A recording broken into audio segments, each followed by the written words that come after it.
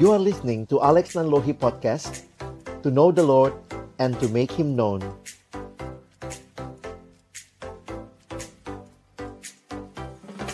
Mari kita berdoa sebelum membaca merenungkan firman Tuhan. Kami datang dalam ucapan syukur malam hari ini ya Tuhan, karena sungguh Engkau baik dan Engkau menyatakan kebaikan-Mu di dalam hidup kami. Kami sungguh bersyukur kami punya Allah seperti Engkau, satu-satunya Allah, Raja yang layak menerima segala puji, hormat, dan sembah kami. Malam hari ini kami kembali akan membuka firman-Mu ya Tuhan. Kami mohon bukalah juga hati kami.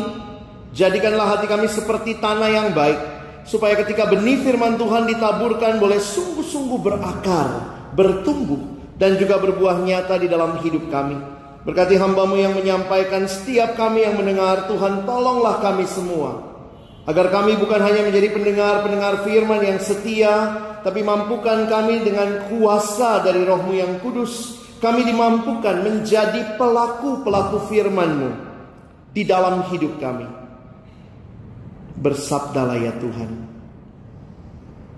Dalam nama Yesus kami berdoa. Amin. Shalom. Selamat malam teman-teman sekalian. Saya bersyukur untuk kesempatan ini berjumpa dengan teman-teman kembali dan juga boleh membagikan perenungan. Kita akan banyak pakai waktu untuk bersyukur, untuk berdoa, sehingga saya hanya akan mengantar dalam perenungan singkat di awal. Tema kita malam hari ini, Gratitude to the King. Dalam persiapan ini ada beberapa hal yang saya juga pikirkan, renungkan, dan akan saya bagikan kepada teman-teman. Dan saya akan mulai dengan mengajak kita berpikir sebentar. Coba pikirkan, kalau teman-teman dikasih waktu hari ini, gratitude, bersyukur. Oke, bisa tolong next kalau begitu. Today I'm thankful for what? Coba ingat-ingat ya. Hari ini gak usah dulu berapa lama ke belakang. Hari ini saja teman-teman bersyukur untuk apa? Secara pribadi.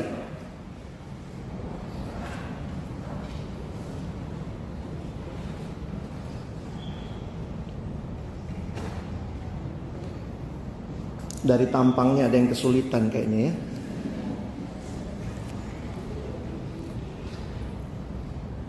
Kita sudah melewati hampir 11 bulan di tahun 2019 ini.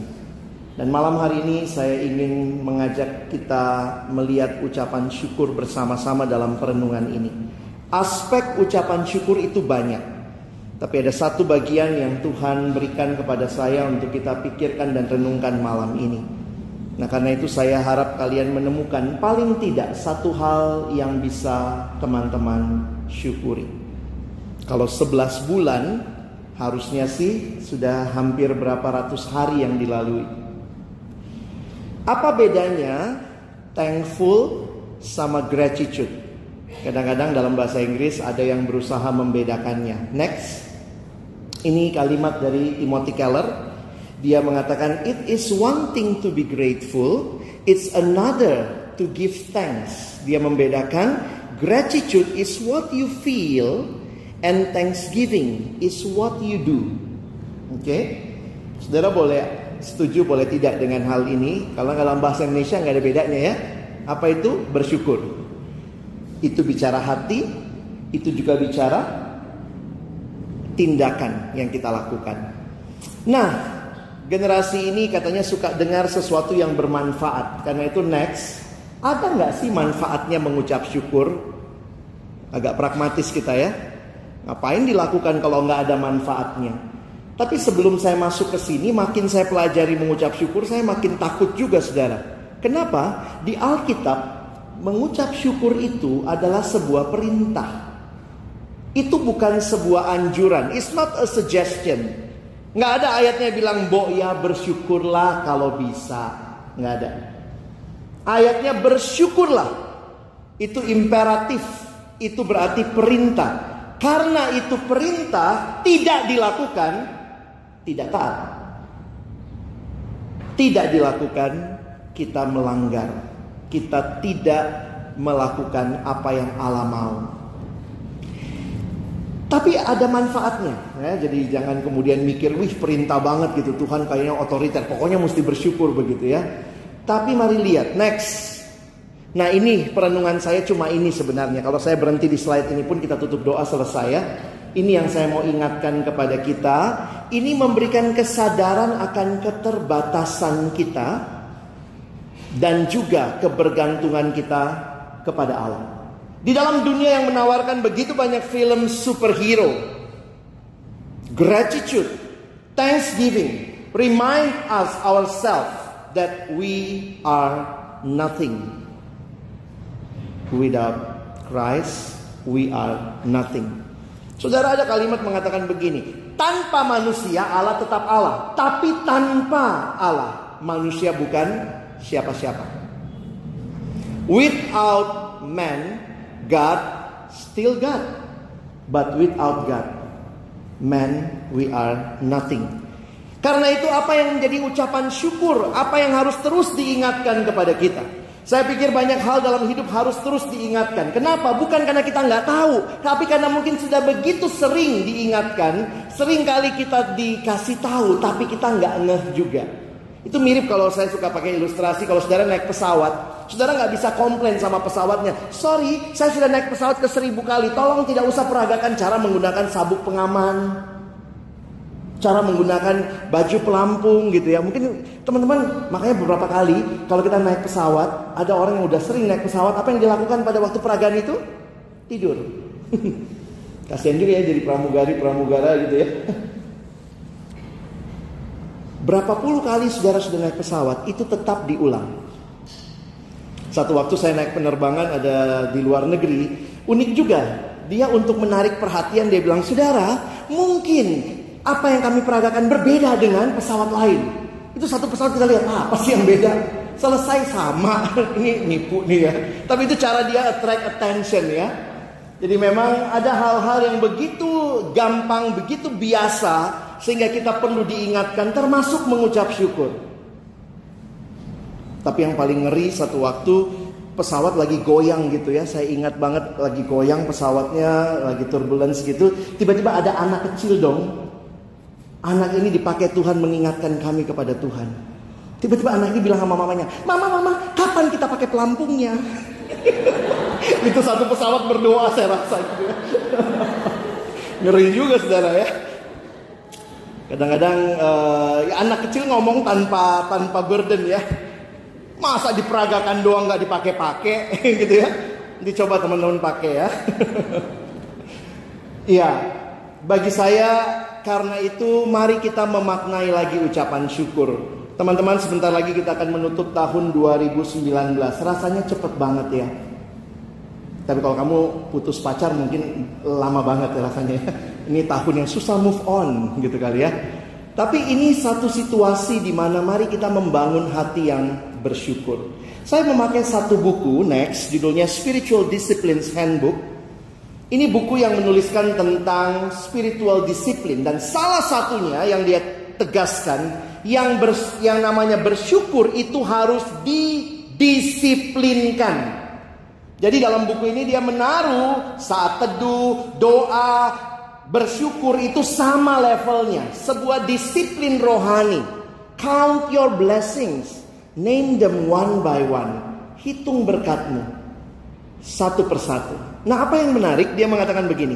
Gratitude is a loving and thankful response towards God for His presence with us and within this world. Mungkin rasanya gampang dan biasa banget kita dengar ya. Tapi coba baca lagi. Gratitude is a loving and thankful response towards God for His presence with us and within this world. Teman-teman perhatikan sebentar, ada kalimat yang menarik berikut ini. Next. Though blessings can move us into gratitude, berkat itu bisa membuat kita bersyukur. But blessings is not at the root of a thankful heart. Delight in God and His goodwill is the heartbeat of thankfulness. Jadi yang namanya bersyukur bukan karena ada berkat yang kita alami saja. Tapi mari cari lebih dalam lagi bahwa di dalam semua hal yang kita alami, Allah hadir bagi kita dan juga bagi dunia. Itu yang harusnya menjadi ucapan syukur terbesar kita. Kenapa? Saya makin sadar karena yang namanya berkat yang kita kategorikan blessings, sekali lagi saya pakai quote and quote di situ, yang namanya blessings tidak selamanya kita dapat, betul? Tapi kalau Tuhan bilang teruslah bersyukur, pasti ada hal yang jauh lebih mendasar. Ternyata yang diingatkan, bersyukurlah bukan sekadar atas berkat, tapi atas Sang Pemberi berkat. Dan ini hal yang teman-teman dan saya harus terus renungkan. Bersyukurlah bukan hanya karena ada berkat. Dalam situasi tidak ada berkat sekalipun yang kita kategorikan berkat, tapi hadirnya Allah menjadi alasan yang cukup buat kita. Delight in God and His goodwill is the heartbeat of thankfulness. Nah, hati seperti itu yang teman-teman dan saya harus bangun. Jangan bersyukur kalau sudah punya pekerjaan yang baik saja. Jangan bersyukur hanya karena sudah punya pacar. Jangan bersyukur hanya karena sudah punya promosi jabatan, bonus akhir tahun banyak. Kalau itu jadi alasan bersyukur, waktu semua itu nggak ada, berarti saudara sulit bersyukur. Nah, saya mau masuk lebih dalam lagi. Jujur saya waktu persiapan ini agak ngeri. Kenapa saya bilang agak ngeri? Karena saya ketemu satu buku yang menuliskan pertanyaan seorang bernama Mark Buchanan. Next. Mark Buchanan itu fotonya yang kanan. Dia mengatakan begini. Dia mempertanyakan, apa yang membuat Allah murka? Hal apa dalam hidup yang membuat Allah murka? Apa yang menjadi akar dari dosa sehingga Tuhan murka sama manusia? Lalu kemudian dia menuntun kita membaca next.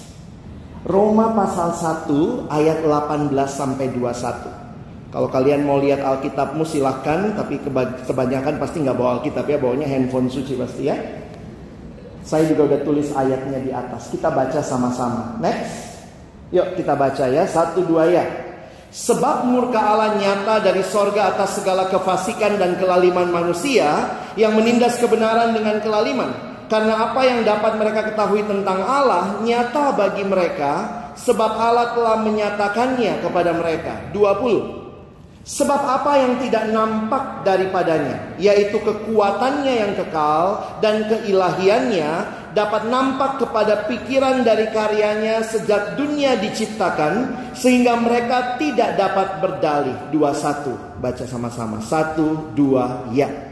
Sebab sekalipun mereka mengenal Dia, mereka tidak memuliakan Dia sebagai Allah atau mengucap syukur kepadanya. Sebaliknya, pikiran mereka menjadi sia-sia dan hati mereka yang bodoh menjadi gelap.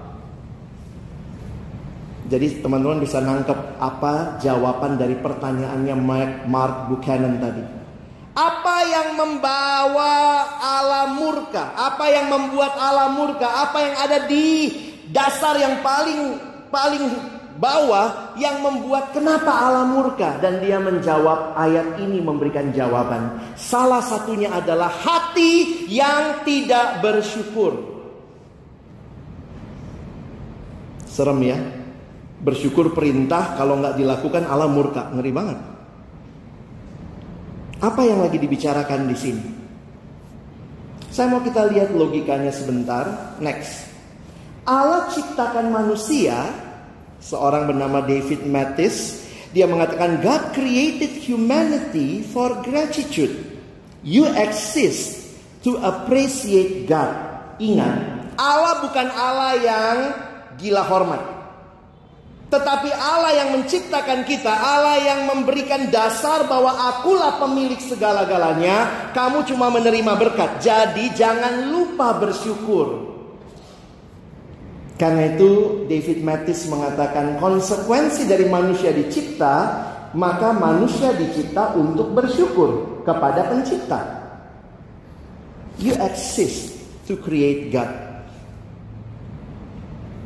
To appreciate God. You exist to appreciate God. Next. Ini seorang bernama Anne Voskamp. Dia menulis buku renungan. Salah satu bukunya ini sangat bagus, sangat terkenal, 1000 Gifts. Ini buku tentang bersyukur.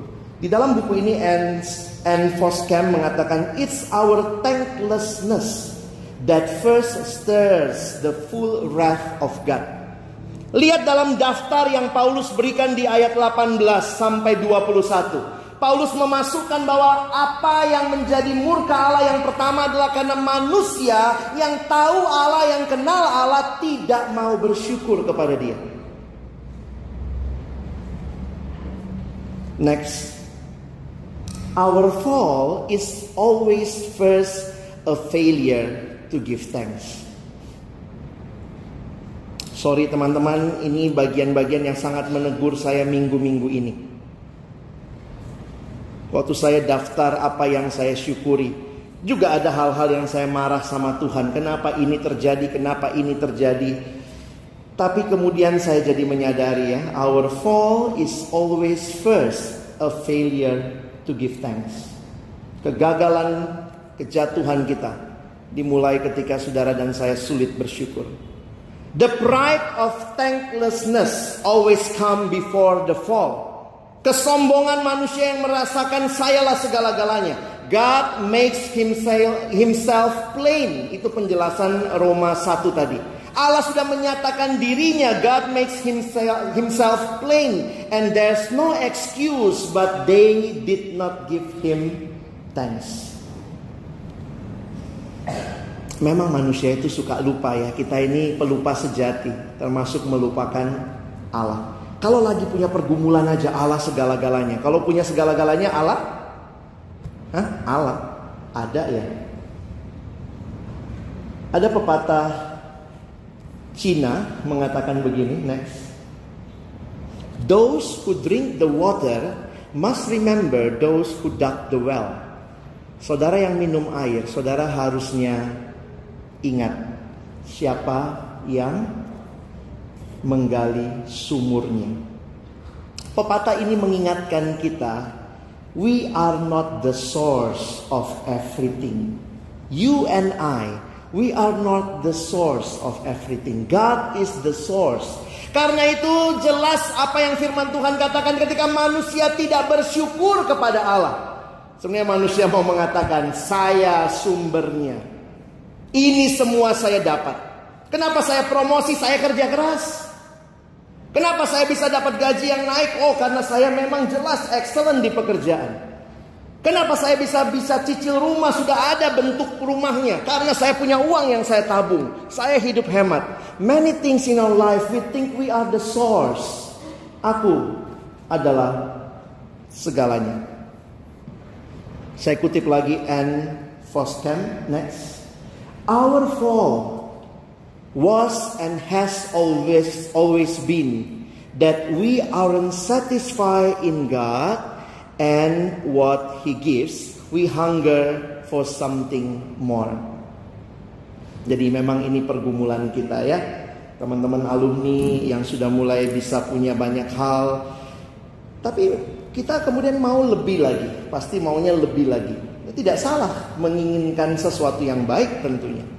Tapi ketika kita mulai melupakan Tuhan, kita nggak puas sama yang Tuhan kasih, kita kurang puas dengan yang Dia berikan, kita mau terus dan akhirnya itulah yang menjadikan kita sulit atau lupa bersyukur.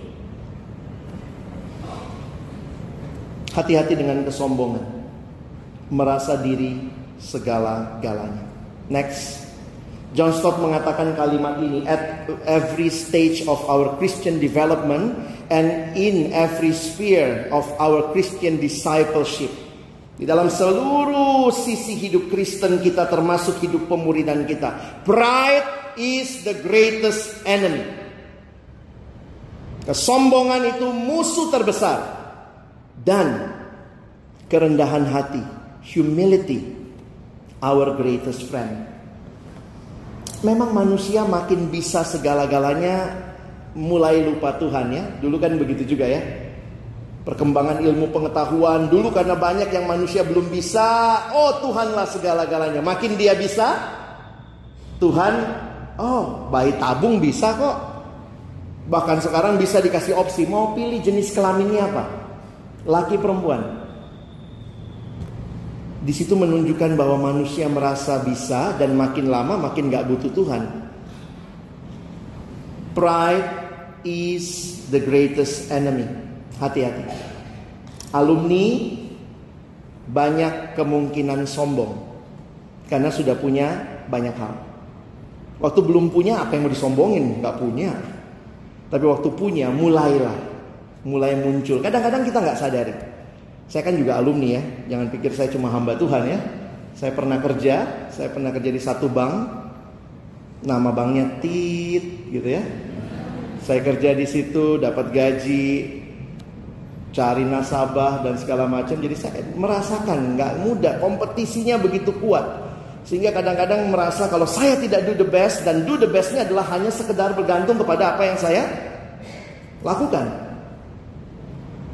Kalau mahasiswanya top taksi itu 1000 kali mikir tuh. Mahasiswanya top taksi ya, gimana bayarnya, bisa naik nggak bisa turun.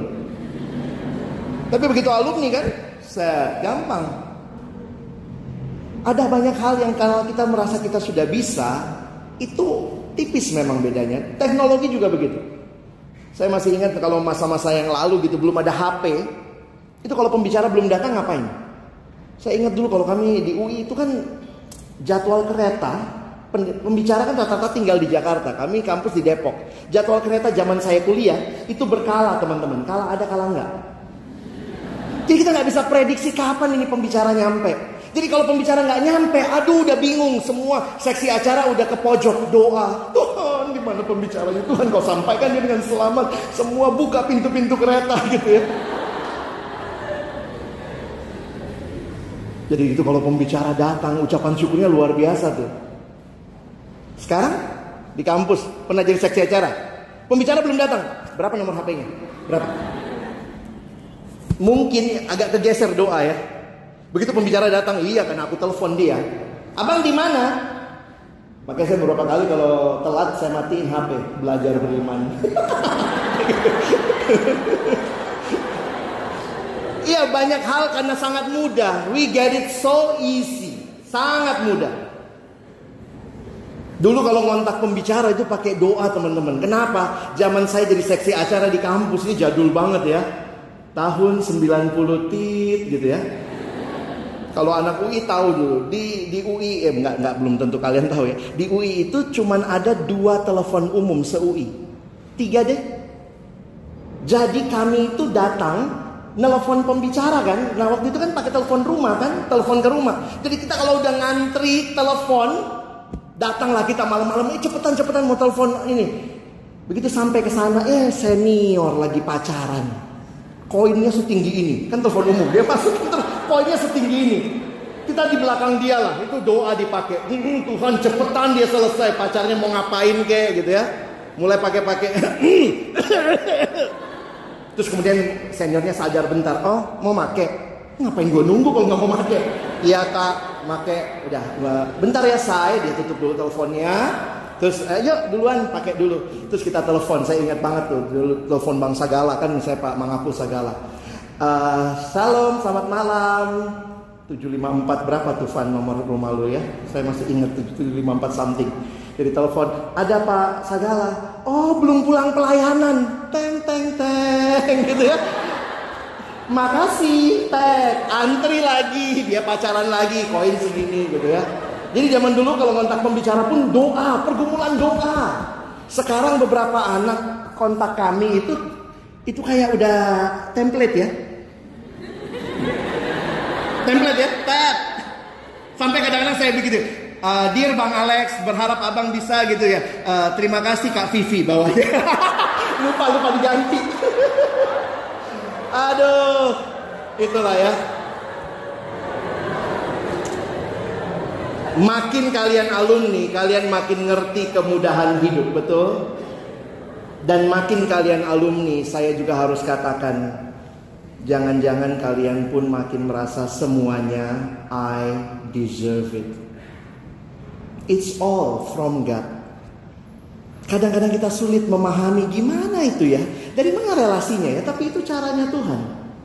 Lagu sekarang ya, cara Tuhan mengasihiku. Bagus juga tuh lagu diangkat lagi, sampai mulai sering dinyanyikan. Itu cara Tuhan mengasihiku. Dulu seorang abang ngajarin kami filosofi ikan teri. Pernah bayangkan teri sampai ke mejamu bagaimana pemeliharaan Tuhan? Berarti kan Tuhan pelihara terinya di laut. Teri dipelihara berarti Tuhan pelihara papa mama teri. Lalu kemudian ditangkap sama nelayan, berarti Tuhan pelihara nelayan dan papa mama nelayan. Lalu kemudian ada ditangkapnya pakai jala, pakai jaring. Tuhan pelihara pembuat jaring dan papa mama pembuat jaring. Begitu sudah dapat, dibawa pakai perahu. Tuhan pelihara pembuat perahu dan papa mama pembuat perahu. Tuhan pelihara, dibawa ke kota, naik mobil angkutan. Tuhan pelihara mobilnya, termasuk siapa yang bikin mobilnya dan papa mamanya. Mau kita pretelin? Tuhan pelihara ban kiri belakang, ada 5 baut. Tuhan pelihara pembuat baut 1 dan papa mamanya, pembuat baut 2 dan papa mamanya. Sampailah teri di mejamu. Mungkin kau minta kalau udah ngekos atau punya rumah, tolong mbak beliin teri misalnya. Pembantu beli, dapatlah. Apakah itu karena uangmu? Itu cara Tuhan mengasihi saudara. Kadang-kadang kita sulit bersyukur karena kita pikir, ya cuma teri. Itu baru teri. Mau cuma makan teri? Pakai nasi. Oke, kita mulai ya. Nasi, beras. Tuhan pelihara petani dan papa mamanya. Terus mau begitu? Nggak pulang kita besok. Kamu ada di kantormu sekarang. Kamu bisa dapat kenyamanan. Listrik di kantormu berfungsi dengan baik. Kamu bisa naik kendaraan. Ada BBM. Ada komisaris baru, Pak Ahok, Pertamina. Apa sih ya? Kita kadang-kadang sangat-sangat sulit melihat Allah karena begitu banyaknya hal yang aku pikir I deserve it. Next, John Stott mengatakan kalimat ini, keluarin lagi. Pride is more than the first of the 7 deadly sins. It is itself the essence of all sins. John Stott mengatakan kalau kita bicara 7 dosa maut, ini yang paling dasar dari semua 7 itu, kesombongan manusia. Terus terulang sejak kejatuhan di Taman Eden. Manusia selalu mau jadi Allah. Masalahnya apa? Saya sombong. Tuhan, kurang bagus kau jadi Tuhan. Gantian, saya yang jadi Tuhan. Lebih bagus kalau saya jadi Tuhan. Sehingga orang yang seperti ini akan sulit sekali berkata, thank you Lord. Next, ini Mahani. Next, dia mengatakan, kita baca sama-sama kalimatnya ya. 1, 2, ya. Pride is when sinful human beings aspire to the status and position of God and refuse to acknowledge their dependence upon Him. Ketika manusia merasa dialah yang paling pantas jadi Allah, sehingga manusia menolak kehadiran Allah. Bagaimana dengan kita? Tahun ini apa yang kamu lewati? Mungkin banyak hal yang sulit buat beberapa teman. Karena ini tahun kamu kehilangan orang yang kamu kasih. Ini tahun kamu kehilangan pekerjaan. Atau ini tahun kau belum dapat pekerjaan. Ini tahun kau kehilangan sahabat baikmu.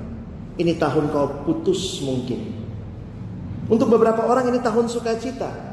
Wow, tahun ini saya dapat promosi. Tahun ini saya bisa menikah. Tahun ini saya dapat pacar. Tahun ini saya sudah mulai bisa cicil rumah. Kalau begitu apa ya ucapan syukur? Bisakah kita bersyukur di tengah situasi yang berbeda? Bisa. Karena kita bersyukur bukan atas berkat-Nya saja, tapi kita bersyukur atas kehadiran Allah. Bahkan hadiah yang terindah Dia berikan kepada kita. Next. Christians are thankful for all God's gift, but especially His eternal gift. Kita bersyukur karena berkat Allah yang kekal. Next. Gratitude mengingatkan kita bahwa Allah mengontrol segala sesuatu. Kenapa kadang-kadang kita sulit bersyukur, teman-teman? Next.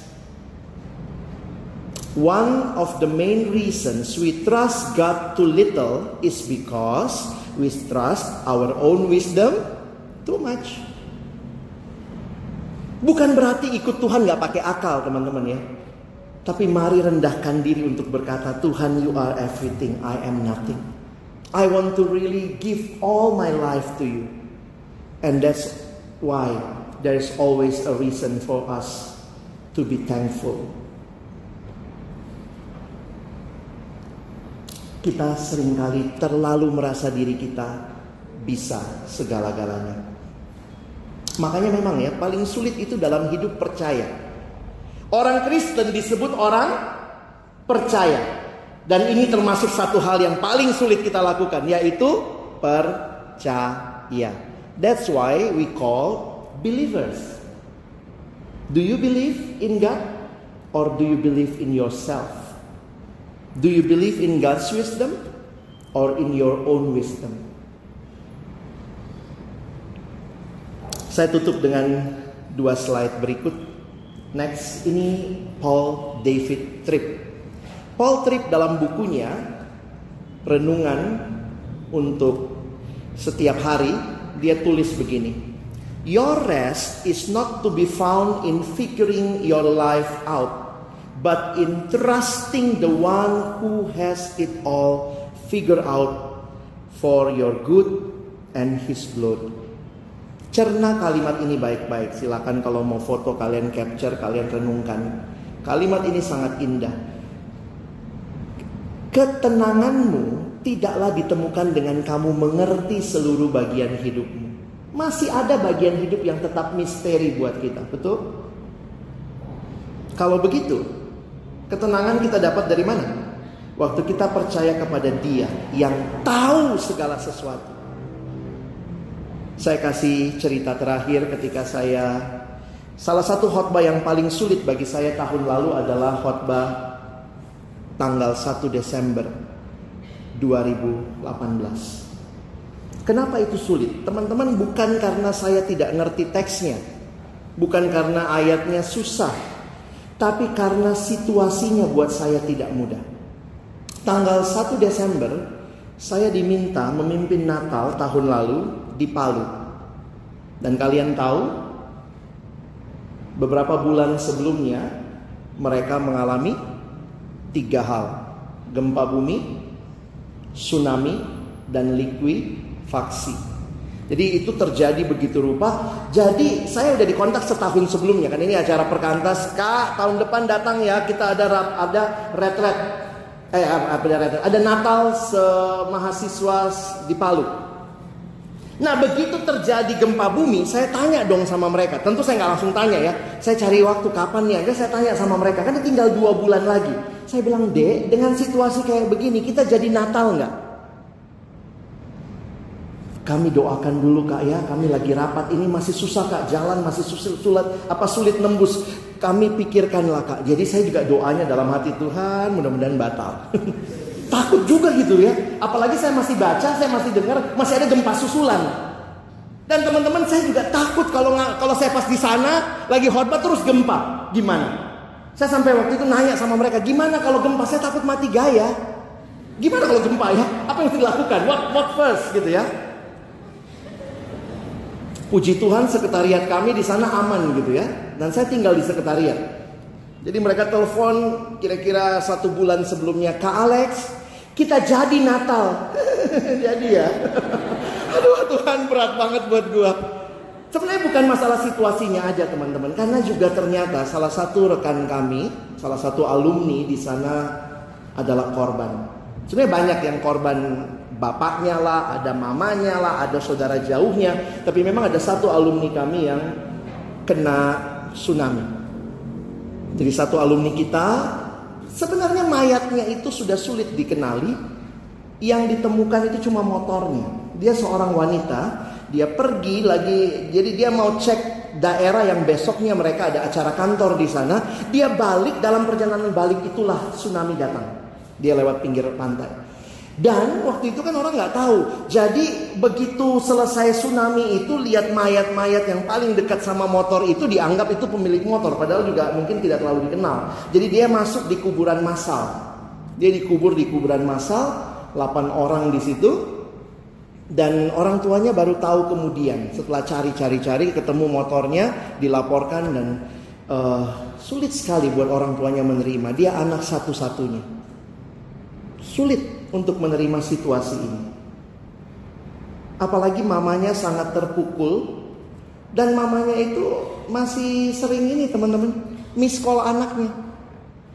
Takut juga kalau diangkat ya. Tapi dia suka miss call gitu. Maksudnya karena mungkin belum dimatiin nomornya, jadi masih nada tunggu. Jadi mamanya kalau lagi bengong, dia telepon miss call anaknya. Jadi itu berat lah. Dan ketika Natal berlangsung, itu Natal Perkantas, jadi banyak mahasiswa, banyak siswa. Kenapa saya bilang berat? Karena menjelang saya naik mimbar pas lagu persiapan firman, teman saya, staf di sana bisikin saya, "Kak, mamanya yang meninggal ada loh di belakang." Dalam hati, kenapa lu kasih tahu sekarang gitu ya? Saya udah gak tahu mau ngomong apa gitu ya. "Kak, mamanya datang loh di belakang." Saya memang lihat di belakang kok ada yang bukan mahasiswa nih. Ada yang bukan alumni baru nih. Ada tante-tante datang. Si tante datang sama om suaminya. Papa mamanya datang. Saya berpikir gini. Saya dari Jakarta, nggak ngalamin gempa. Terus datang ke sana, pimpin Natal. Terus bilang, oh sukacita, damai sejahtera. Di mana empatinya? Tapi hari itu saya diminta membawakan Mazmur 91. Tuhan adalah perlindunganku. God is my refuge. Sebenarnya saya baru angkat itu di Spotify saya minggu ini. Itu khotbah tahun lalu. Salah satu khotbah yang sulit. Melihat situasi, masuk dalam situasi, bicara tentang Allah. Saya mau bilang apa yang mau disyukuri? Mau bilang apa? Mari bersyukur. Syukur ya, gak mati saya. Tapi yang lain mati kan? Kadang-kadang hati-hati loh, ucapan syukur kita tuh egois banget. Puji Tuhan bahwa saya gak naik mobil itu yang celaka. Terus puji Tuhan saya bersyukur. Terus yang sana syukurin. Hampir saya naik pesawat itu bang, puji Tuhan tidak jadi naik. Saya akhirnya di-delay. Akhirnya pesawat berikutnya, pesawat depan jatuh. Kadang-kadang ucapan syukur kita very very egoistik. Karena apa? Kita selalu kaitkan sama apa yang kita alami saja. Tapi akhirnya hari itu Tuhan seolah-olah memberikan banyak hal. Teman-teman tahu ya, kalau kita persiapan khotbah itu ada dua kemungkinan. Banyak yang kita sudah siapin lalu kita sampaikan. Ada yang kita lagi berdiri Tuhan kasih begitu ya. Teman-teman yang sering jadi pembicara ngerti yang saya maksud ya. Saya gak pernah nyiapin itu, tapi Tuhan kasih. Dengan situasi itu seolah-olah Tuhan bicara kepada saya. Alex, ucapan syukur terbesar bukan karena ada pergumulan gak ada pergumulan, ada berkat gak ada berkat. Ucapan syukur terbesar adalah karena aku ada. Ada Tuhan. Dan itu cukup bagi kita untuk bersyukur. Sehingga kesimpulan saya malam itu sederhana. My refuge is not a place, but my refuge is a person. Tempat perlindunganku bukanlah sebuah tempat, tapi seorang pribadi, yaitu Yesus sendiri. Dan dari perenungan ini saya simpulkan dengan kalimat, tidak semua hal yang terjadi dalam hidup Tuhan berjanji akan memberikan penjelasan tuntas. Tidak semua hal yang terjadi dalam hidup tidak ada janji Tuhan. Kalian bisa cek Alkitab. Saya sudah lihat bolak-balik. Ada nggak ayat yang berkata Tuhan akan kasih penjelasan tuntas atas semua pergumulan hidup kita? Kadang-kadang kita dikasih penjelasan. Kadang-kadang begitu. Kadang-kadang tidak dikasih penjelasan. Kadang-kadang kita yang sok-sok jadi Tuhan. Oh pantas waktu itu saya begini. Kita connecting the dots gitu ya. Kita sok-sok Tuhan. Apa yang terjadi? Dalam hidup, Tuhan tidak pernah janji kasih penjelasan yang tuntas untuk semua masalah hidup kita. Yang Tuhan janji, kehadirannya dan penyertaannya senantiasa. God never promised a total explanation of your struggle and my struggle. Tapi Dia janjikan kehadirannya yang sempurna. Karena itu apa? Ada alasan untuk bersyukur dalam situasi sulit? Saya jadi ngerti. Kadang-kadang orang Indonesia suka sok-sok bersyukur ya. Iya tadi baru celaka motor. Bersyukur cuma kaki, nggak kepala. Nah, itu orang Indonesia suka gitu ya. Itu namanya ucapan syukur yang dicari-cari. Seringkali kamu harus jujur mengatakan, Tuhan saya tidak punya penjelasan apa-apa. Kenapa ini terjadi? Tuhan saya tidak mengerti kenapa saya harus alami ini. Tapi satu hal yang saya tahu, Kau ada dan Kau hadir dan itu cukup bagiku. Itulah Tuhan kita. Yang tidak menjanjikan semua penjelasan yang tuntas untuk apa yang saudara dan saya alami. Tapi yang berjanji, aku akan menyertaimu. Di situasi yang paling sulit, kita selalu punya alasan buat bersyukur. Saya tidak di sini untuk menyuruh saudara bersyukur untuk hal yang masih saudara sulit syukuri. Biarlah itu jadi pergumulan. Di Alkitab pun ada kitab ratapan. Silakan meratap. Tuhan saya tidak mengerti kenapa ini terjadi. Kenapa sampai hari ini Kau ambil orang yang saya kasihi? Kenapa sampai hari ini Kau lakukan ini padaku? Kadang-kadang kita sulit bertanya kenapa. Tapi apa yang indah? Di dalam Mazmur banyak sekali Mazmur keluhan. Tapi yang indah, pemazmur mengeluh kepada Allah. You got my point? Silakan mengeluh, tapi jangan mengeluh kepada yang bukan Allah. Pemazmur mengeluh kepada Allah, karena itu dia menikmati. Dia bisa tulis mazmur. Ternyata Allah yang kepadanya dia mengeluh, itu Allah yang tidak meninggalkan dia. Saya tidak menjanjikan tahun 2020 tanpa masalah, teman-teman. Tuhan pun tidak pernah janji begitu. Tapi ketika pergumulan hidup ada, let us always be grateful for His presence. Next, mari baca sama-sama. Life is a beautiful mystery ya. Selalu ada misteri. Kalau semua hidup jelas, itu namanya kamu yang Tuhan. Give a space for mystery. Jadi kadang-kadang kalau Tuhan saya masih nggak tahu kenapa begini, no problem. Tapi yang saya tahu, you always there. Kita baca kalimatnya 1, 2 ya. Selalu ada alasan bagi umat Allah untuk bersyukur. Karena di tengah segala perubahan yang terjadi, ada Allah yang tidak berubah dan yang selalu hadir bagi umatnya. Khotbah paling sulit itu, saya imani bahwa saya tidak datang memberikan penjelasan kenapa ada gempa, kenapa ada tsunami, kenapa ada likuifaksi. Saya pun bahkan tidak bisa menjawab kenapa teman kami Nelce harus meninggal dengan cara itu. Saya tidak bisa kasih jawaban apa-apa.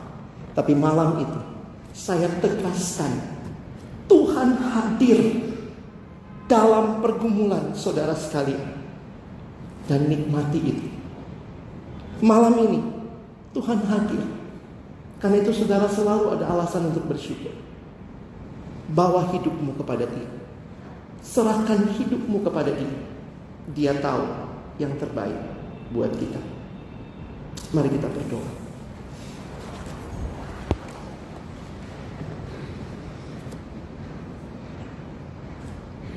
Mari ambil waktu pribadi, bersyukur. Mungkin tadi di awal kamu hanya melihat berkat Tuhan, itu yang kau syukur. Tapi ingat juga kehadiran Tuhan dalam situasi-situasi yang sulit tahun ini. Dan bersyukur. Dia hadir. Dia menyertai.